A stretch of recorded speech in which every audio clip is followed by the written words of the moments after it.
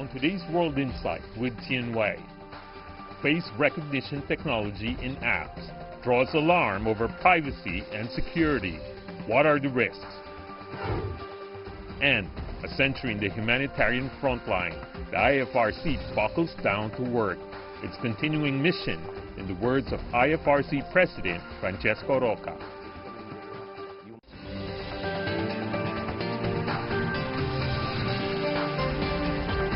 Here is our host, Tian Wei. Hello and welcome to World Insight, coming to you live on CGTN from Beijing. To begin our story, a popular Chinese mobile app has sparked controversy over the concerns of inappropriate use of personal information. The AI app called Zao has gone viral after its debut last week, topping the Apple App Store downloads in the entertainment category in China on Sunday. It enables users to replace the faces of celebrities in hit movies or TV series. Users can choose from a pool of video clips and upload a photo of their faces. Despite its novelty, many worry their personal information, photos and footage could be transferred and used elsewhere without their consent. The biggest controversy surrounds the app's unfair terms. First, it gives the app a permanent and irreversible right to access and transfer user info for free. Second, that right also applies to user profiles, images, and content. And third, it allows other platforms and Zao's parent companies to re-edit and reuse the existing content. Media reports of the problem put the app at the center of the storm, and later Zao has revised the user agreement. Earlier this week, China's Ministry of Industry and Information Technology asked the company about user issues and said it should be regulated. Privacy concerns over apps are not new. Social media giants like Facebook have also drawn criticism about that before. So what's the balance between high-tech use and privacy protection, and how can developers protect the personal information of their users? Those are serious questions up for a discussion.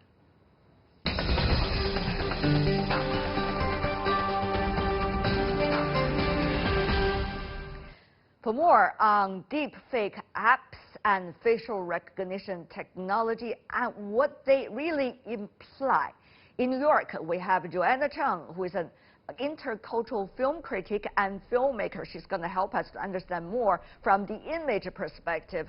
With me here in our Beijing studio, we have Andy Mark, who's a senior fellow at Center for China and Globalization. Meanwhile, we're also joined by Guy Ke, associate professor at School of Computer Science and Technology from Beijing Institute of Technology. Ladies and gentlemen, welcome to our program. I want to go to Ms. Chung first. Well, as a film critic and someone who's very sensitive to images, what do you make of the use of this app and let common people to be able to become an actor and actress in famous films or TV series to begin with?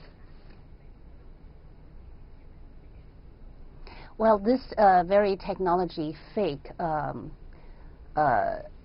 the image that is being employed here is actually a merging of the existing actors and actresses with the viewer's image. To me, it's entertaining only to a small degree. It is deeply dangerous on the infringement of intellectual property of the existing actors and actresses. I don't know what's their the rights that's being released, but to me the danger facing the entertainment industry is greater than the pure a few seconds of egotistic kind of entertainment. So it's a double-edged sword we're facing here. The issue goes far more beyond a film industry. It is mainly humanity at war with AI technology. I wouldn't want to think it's a war. I would like to think AI improves humanity, but in this case, to me, it's very alarming. Very interesting. Mr. Guy, to you, who is a technology expert and has been doing research about facial recognition actually over the years, what do you think are the core issues outplayed here? I think there are a number of implications from the case. the first thing comes into my mind is the concept of privacy, because obviously the concept of the privacy is changed now. In the past, the privacy was mainly considered like personal information, for example, the address or phone call records. Or ID number. Yeah, exactly. But from this case, we know the biometric also becomes one of the count of the privacy. So the scope of privacy is getting bigger nowadays with the development of technology. Second, I think the security and privacy issues already become very serious issue now. No matter what kind of technology we are using. Actually, we have a lot of good technology. For example, the face swapping technology is really good, but the problems of the security and privacy are not solved yet. So once we use the technology to develop the apps, the problems will appear. So sometimes we just fail in applying the technology. So right. One of the things, Mr. Mark, this app specifically created uproar among users and regulators is because in the user's guidance, the so-called agreement between the user and also the app creator, there is specific clause saying, well, your personal info will not be your personal info anymore. I can take advantage of that wherever I want and however I want. I think that is one of the factors in which it inflames the whole internet and the user community, it seems, Mr. Mark. I think that's absolutely correct. And just as our first guest, Joanna, said, there are IP issues at work here. So first is the IP of the movie or the TV show. But now what's happening too, so we have to separate deepfake from facial recognition. These are two entirely separate things. So with this deepfake, all this means is we could put your face, my face, somewhere else, right? Now, Andy Warhol said that everyone will have their 15 minutes of fame. What Zal gives everybody is the 15 minutes of feeling famous, because now your face is in Titanic. And what this is doing, though, now is who owns your face now. So but it's an IP issue, I see. It is an IP issue, but on the other hand, really deepfake is that farther away from the real technology of facial recognition. That's the issue here, because without facial recognition technology being applied, how would you be able to use so-called quote-unquote deepfake? Well, so it's two things. So deepfake just means we could take your face and put it on someone else's body, right? It doesn't mean that we can look at your face and say, oh, this is Tian Wei. She's an anchor for CGTN. So those are two related but somewhat different things. So the issue with deepfakes, though, is that they've existed for a while. So we look back even, 2 years ago, there was a video with President Obama saying things that he really didn't say. And it looked a little fake, but we could tell that this was coming. And this is actually seen as a national security threat. So the United States, other countries are saying, this is such a vital concern that as a country we need to do something. And of course, we were talking before the show, this is a threat to personal individuals as well, whether your bank account, other types of information. This is a very broad problem. Right, it is a broad issue, but there are things coming in different stages, because without facial recognition technology being applied here, it's impossible to use it with the deep fake possibility. That is, we have to make sure to begin with, and therefore it creates a discussion, not just about the deep fake and 15 minutes of fame for everyone, because it's for entertainment. But at the same time, people enjoying entertainment is their right. But they don't need to sacrifice their personal data and also their personal security during this process. So it's not about one and then you throw away the other, isn't it, Mr. Guy? Yeah. It shouldn't be.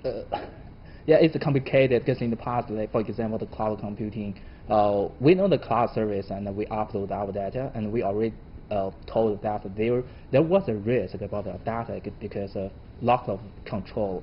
And actually the security and the privacy in a networking environment was not an old question, because we already know the risk was there, but this time it's like too obvious, because people will realize the security and privacy issues were just there, and we upload our image, and we don't know, we just cannot control where the image will become used, and or who's going to store it or download it or So you can't control unless you really want to control it. Exactly. That is really the issue here. So why don't we want to control it? Should we control it? Ms. Chung, it seems that you've been talking about the privacy issue of the users. Now, Ms. Chung, users are the most vulnerable part because they don't control the technology and they don't control the legal work. And also they don't control policy. But they are the ones who have to sacrifice their personal data. That is the issue here, isn't it? Well, I think there's even more or bigger issues than privacy. Privacy is the fundamental issue. In the past, in the ancient China, feet used to be the ID, and now in 21st century, face become your ID. So of course you want to be very careful as how do you use or give rights. But I think the bigger issue here to me is what is entertainment. If entertainment is given or enjoyed at the expense of your own security or at the infringement of other people's rights, that's right. not entertainment. All entertainment has the function of education. This, according to behavioral social science, all, like a video game, all entertainment, it allures you into a certain mode of thinking. If you think cutting up people's head, replacing yours, is kind of pleasurable, and to me that's just a wrong way of kind of entertainment. I think we as a society need to be so alert of what's the bottom line here. The morality is decreasing in this futuristic war between technology and humanity. I really say war all the time because I do know, I mean, technology can enhance human activity, but there's very fine balance. We really have to dance within this chaos. The world is too much in chaotic. With this new deepfake face swapping, I'm afraid the chaos will be even more massive.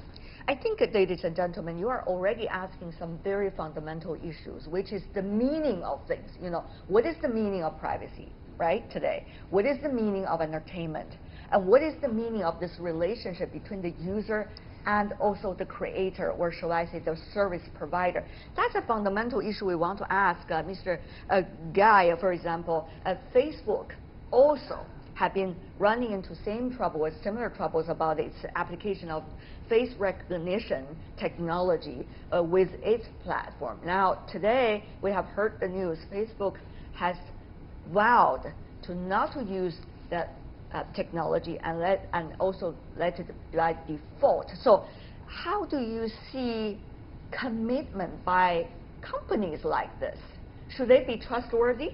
Is there any way that user will be able to verify whether these so-called promises have been abided by the business community once they make it? Well, I also heard about the news a bit, of the Facebook. Right.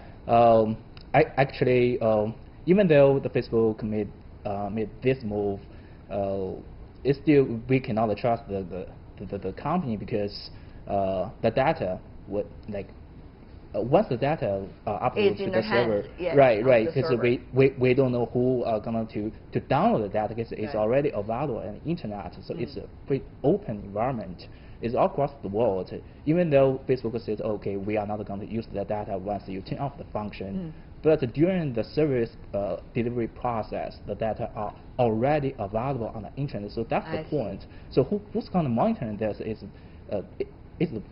so you're saying a bigger issue is not about just the business provider or the service provider that has to abide by the principle that they promise, but also the overall environment of the internet has also abided by the respect of the privacy. Mr. Mark. Well, you know, I think there's a couple things here, Tianwei. So what you said, your view about this, many people I do share. not have any views about this. The reason I'm saying things is because I want to invite your views out with some concrete, specific examples. So fair enough. Okay. So I think the issue here around privacy is much more than just facial recognition. Because when we look at Facebook, we look at Google, their business model is predicated on users, people like you and me, users' info, giving them information about what are we interested in, who are our friends, and they turn around and monetize that, and our faces are only one part of that, right? So I think that this is, rightly or wrongly, this is the trade we're making. We're trading our privacy for free services. And in the world of marketing in the U.S., there's a saying that American consumers will accept death before inconvenience. And what that means is that what we say, we value privacy, we value this, we value that, but our behavior shows we gladly let people use our personal information if we can get something of value for free. Really, I'm not sure if many would agree with you, particularly when they know that their bank account will be had access in once facial recognition technologies collect their biometrics. And for example, other information of privacy might be violated about them once this technology will be applied, and the information related to that will be used anywhere that the service provider would like to use. That probably is the consequences that we are talking about. I'm not sure that's going to happen every time, but there is a big possibility for that. Ms. Chung, your thoughts? Well, I really think there is no privacy at all in the near future, or maybe now. The privacy issue is so minor. You think you have privacy just because you do not give your right to other people to use, but you are already living in a dystopia future, which George Orwell described so well in 1949. Well, he wrote this book in 1984. Yes. So we do not have privacy anymore, even though, so within this chaotic future, and it is really critical for our humanity to retain humanity. Well, what do you mean by retain humanity? The reason why, and Ms. Chung, if I could just propose, the reason why a legal framework exists is because it is creating a bottom line of ethics and normality for the society. So when we are saying let's maintain the humanity, how are you going to enforce that? How you're going to make sure it's going to be there? That is the issue here. The issue is Stephen Hawking and Elon Musk, both of them expressed concerns about how fast we're going to use AI technology to improve human life. And so therefore there is danger of abusing AI. I believe this deepfake entertainment is one of those being exploited in the name of entertainment. I personally feel very like perplexed about this. In fact, I'm resentful. I will never try this, because to have not even 15 minutes, 15 seconds of fame. I mean, if fame is what we're doing, it is such a fake, superficial culture we're living right now. We're losing humanity. We're fighting losing battle. This is the issue. The technology is neutral, but if we as humans do not have morality or even ethics, the technology will take us over. Let me ask planting chips in the future. Let me ask you a related question, Ms. Chung, because you seem to give a hint suggesting if it is not about deep fake, you might want to give your personal information, including personal information that could relate it to, for example, access to your bank account, which has a lot to do now these days with facial recognition information anyway, for free. Is that what you're saying? If it's not about entertainment, you would love to give it to any third party that would use those info any way they want. You seem to suggest that. Is that what you're trying to say? I'm trying to say humanity is at a brink of losing humanity. Okay. What I mean is, privacy issue is so small right now. We need to think about the bigger picture. The bigger picture is we are so indulged in technology-driven entertainment at the expense of morality, at the expense of ethics. And to me, what is the difference between human and animals? Sometimes I admire animals. They have empathy. Okay. And they all sentient beings. You see what I mean? Privacy is a very small issue. Absolutely, I see think your with point. A civilized society, privacy will be respected. But one could not expect an idealistic and civilized society just become what it is, right? Just be there and always remain the same. So we need to strive for it. Okay, how should we strive for it? That's part of the question we really need to ask here. Do we have systems, for example, technological... I think the government... Yeah, technological ways of monitoring both the service provider and also whoever is using the data, right? Do we have a legal framework in order to protect the basic rights of the users? Do we have enough social contract in different ways so that different players would respect the property of privacy of those individuals? That's the thing that we are talking about here. Mr. Guy, I'm going to come back to you later, Ms. Chung, a bit, but Mr. Guy, your thoughts here. I totally agree with your point of framework. From the perspective of technology, I think we already have a number of approaches, but none of them are perfect. For example, we can encrypt data, but still this method is restricted by the indexing or searching, I mean the functionality.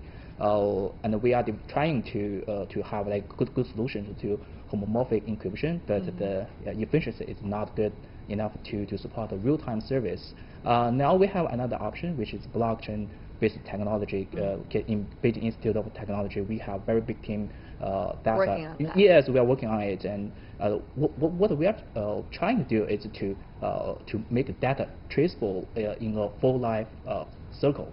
Which means the user could also be one of the participants to monitor exactly what their info is going. Right. We want to know like where the data are and who are using the data. So in this case, I think, for example, if we upload the data or personal data or image to the server, that means we will know like who are using my data or my image. I see. But how far are they from being put into the market and be really helping the individual customers or users? Actually, we are making a lot of effort on it. Hopefully, like in a few years, I think there are on-ground applications. Right, but we have immediate urgency that now we need to resolve right now, not 2 to 3 years from now. But so, Mr. Mark, what do you think are the solutions? Well, I think the solutions are what they've been throughout history. I mean, these are all accelerating now because of the digitization, 5G, et cetera, right? I think the solution is that we will not miss privacy that much when it's gone, meaning that... Really? Yes, I do. Let's have your personal biometric information right now being shown to our viewers around the world. You don't miss it, you just said. Well, people that are watching TV can see our faces. So if they want to put my face into a deep fake, I wouldn't like it. But on the other hand, this is one of the downsides of living in society. We drive cars. There's a risk of getting into accidents. We get into airplanes, there's a risk of accidents, delays, luggage we're getting talking lost. about very different scales and very different occasions in which we're doing that, right? How many chances you would become a victim in the accident or traffic accident compared to your personal data will be stolen and taken away from something like a deep fake app? It's totally different we're talking about here. Well, I think it depends. I mean, so we think worst case automobile accident, you die, right? If someone steals money from your bank account, you've lost money, you're still alive. So I think these are not good things. And in an ideal world, we want none of it to happen, but we don't live in an ideal world. There are always trade-offs. And you're saying, let's just do nothing about all the bad things that could be happening to us. No. Is that what you're saying? I think government has a role to play. Good. Businesses... Now, finally, you are saying solutions.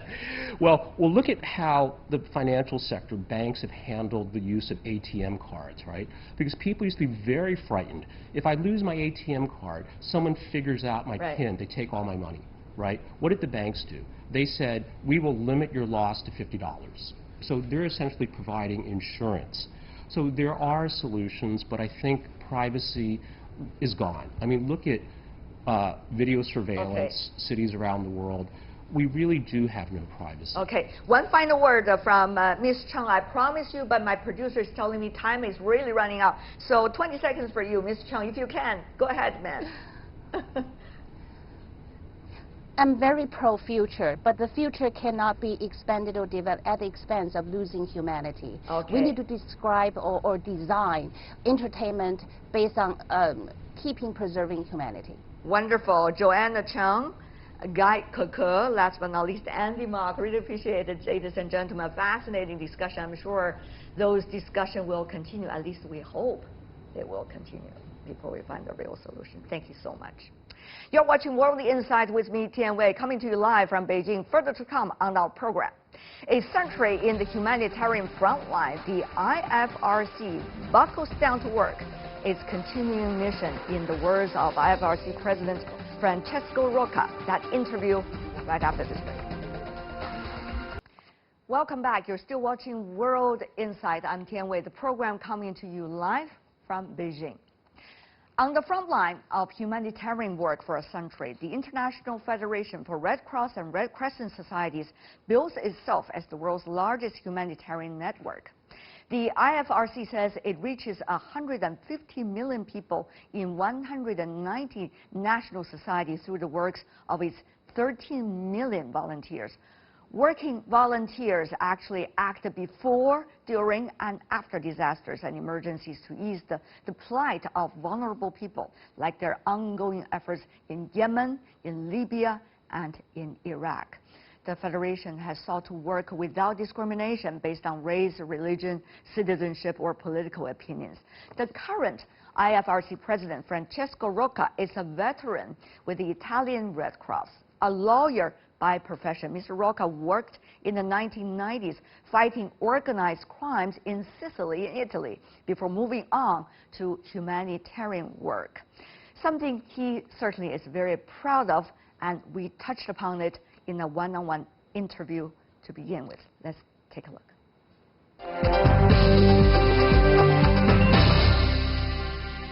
From fighting organized crimes in Sicily, now you are the president of IFRC. So how is that transformation from there to now fighting crisis around the world? But I think it was something within myself since when I was young, fighting for the good. So I don't see too many differences in a certain way, you know, dealing especially with certain crises or the approach that they have to human being by some people or some leaders. But now, you know, there are so many crises in the world, as they say. One of those is the migrant crisis. You were the president of the Italian Red Cross and Red Crescent Society at the time when the migrant issue was at the very top of the world headlines. What was it like for you? It has been from, on one end, dealing with the human suffering. And the vast majority, despite the toxic narrative, the vast majority of the migrants they were fleeing violence, extreme poverty, the consequences of the climate change, protracted conflict, and I can list, not a very long list. On the other hand, the miracle of humanity. Because in my national society, the volunteers of the Italian Red Cross, they show their bravery in being able to receive hundreds of thousands and with the touch that every human being deserves. Of course, it was quite an achievement, shall we say, to be able to take care of all these migrants at the same time with such a short notice. However, we see the crisis evolve with the recipient countries becoming ever more vulnerable in terms of their choices. So how do you see, on the one hand, the huge humanitarian needs of the migrants? It's really about life and death. On the other hand, the very different circumstances and pressure given by the recipient countries. You are caught in between. Yes, we are caught in between. But it is, of course, first, let me tell you something very... I'm known to be a very direct person and very frank. To be a political leader, it's a free choice too. And if you want to be a political leader, you must be able to run the complexity. So this is not a very easy situation or something easy. But that's the requirement of a leader, isn't it? Exactly, exactly. So in the last decades, 20, 30 years, we have less investments in the countries of origin. There are protracted crises because the failure of the lack of leadership of the international leaders to fix many of the guys. Think about only one thing I want to give you as a thought, very simple one. I started to be a volunteer in 1988, receiving migrants coming from the Horn of Africa. After 31 years, we are still receiving people coming from Horn of Africa. What does that make you? Cynical? Not cynical.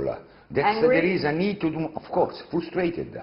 Because no one is happy to leave his own country. No one is happy to leave his mother, father, relatives, friends, or to abandon their own route, if you are not forced to. Yeah.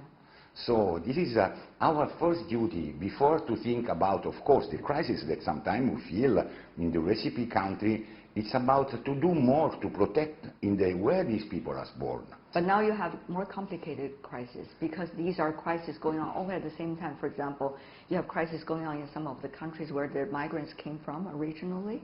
You also have crises in how to manage the migrant flow in such a huge number. Meanwhile, you have crises in the recipient countries. There are very different political points and views about what to do with the migrants and why should they be responsible for the migrants. So how would you be able to, with meaner resources, see these all crises developing at different fronts? As a matter of fact, the works of the humanitarian actors, especially in Europe, has become difficult and difficult. Yes. This is a matter of fact. And the same. Why there is a matter of fact? It's a matter of fact because, unfortunately, the xenophobia, the nationalism, but also leaders that are feeding the fear of the diversity. That is another responsibility. So what has become tougher is to deal with the local community. But this is why it's extremely important to have volunteers that are an expression of their own community, able to deal, to talk, to present the cases, to explain the history, not dealing with numbers, but dealing with human beings. On the other hand, being able to advocate with the political leaders to do more in the countries of origin.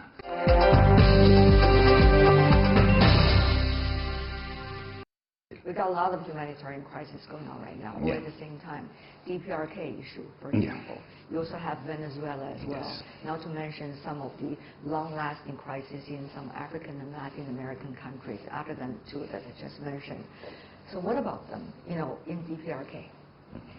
People talk about drought and also floods going on at the same time in that country.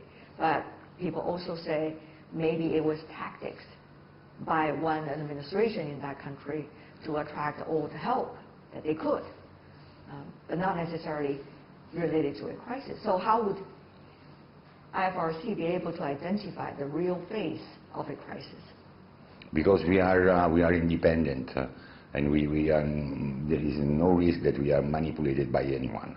When the sanctions are too tough and you cannot bring in enough aid to recover the damages or the consequences of a natural disaster, this is something that is affecting the civilian, is not affecting the government. Normally the leaders are well treated and well protected. Those who are suffering are the most vulnerable. And this is something that if you look in DPRK and in Venezuela, I visited both countries. In Venezuela I've been in several occasions and twice only this year, and you see the consequences that the sanctions are having on the civilians and the population. This is the magnitude is unacceptable. But others say, if you go, humanitarian, we'll get none of the things done. They argue that way. Yes, but this is not the role of the humanitarian. Again, we are back to the previous point. So we must protect the neutrality of the humanitarian. We are not involved in the political discussion. We only want to take care of humanity. But one decade ago even, people still talk about the common aspirations. Now political leaders, a lot of them, starting from some country, talk about self first. Yes. And that seems to be a trend in which people do not feel ashamed of anymore. Yeah. under that circumstances, how would you still be able to persuade people? Because after all, it seems that the logic are different. Seems that we have the two sides of one coin of the human beings. Interesting. No? It's because there is good in every one of us. And what this kind of political leader that you just mentioned are just feeding the other part, the selfish part that is in every one of us, unfortunately. And in our life is always a balance between these two sides of the way we live. And unfortunately, what the consequences, even in the way some of the political leaders talk, are making many people feeling more free to express this bad part of themselves in dealing, to be great again, great again. What does it mean? I'm great if I'm able to take care of the one shared humanity. This is not about the story of the Red Cross is really meaningful for me. If I may, just 1 minute. Please do. You know, the Red Cross was born in a battlefield in Solferino, in my country. And what the women that inspired the founder of the Red Cross, Henri Dunant, did, they took care of both sides. And who were these women? Because no one stopped to think about who were these women. They were daughters, wives, fiancées, mothers of the Italian soldiers.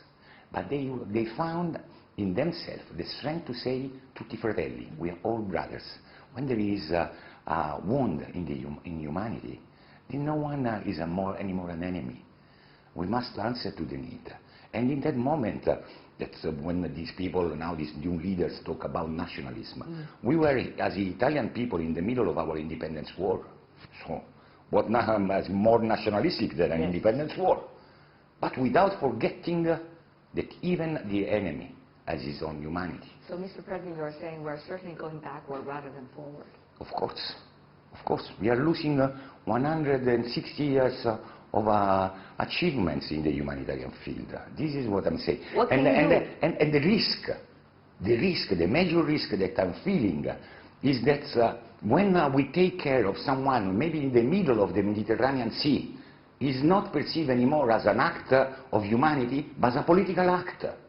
Humanity has become political. You politicize everything. Yes, and this is something that is able to defeat any aspiration of the common good. So this is dramatic. It's so really you feel something. lonely as a result of this? I think that honestly, as humanitarian, I'm optimistic. So I never lose my hope, and I think that there is space for recovery. But of course, it's tougher now. What gives you hope, usually? It's something intimate. It's something that I've learned not to give up, and never give up, that there is always a space to recover and to improve for anyone. Since when a natural disaster strikes, with courage can I talk about the people that is affected by a natural disaster, that is a future for them. When the moment they lose their houses or all their belongings, we are going to say, this is just because we do believe humanity will prevail. Now, more and more people are getting confused. Where is the future? You know, what's going to be the logic of the future? What are going to be the players of the future? And where are we going to be, so-called, in the map of the future? Mr. President. The future is something, first I think we must, you talked before about the ethical and the standard. I think we must put the bar a bit higher for each of us. So not only always thinking about the collective responsibility, that this diminished a bit the individual responsibility. We must start to think about the individual responsibility, because many of the leaders are being elected by someone. And so it's about our free choices, our decision, the way we live, the way we respect the environment. There are a lot of things in which we can do more to improve the quality, and this is extremely true in the way with every single act, we can create a good or bad condition for the life of people in the other part of the world that's not connected, but in reality we are really connected. So for me the future is to have more awareness about how important are the personal choices. Well said. Mr. President, what a pleasure seeing you in Beijing. All the best to you and your colleagues around the world. Thank you. Thank you so much.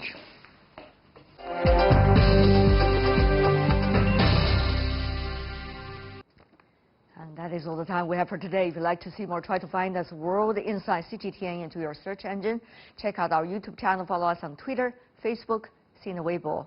From me, Tian Wei, and everyone on the World Insight team, thanks for watching. Tune in again next time for more insights about China and around the world.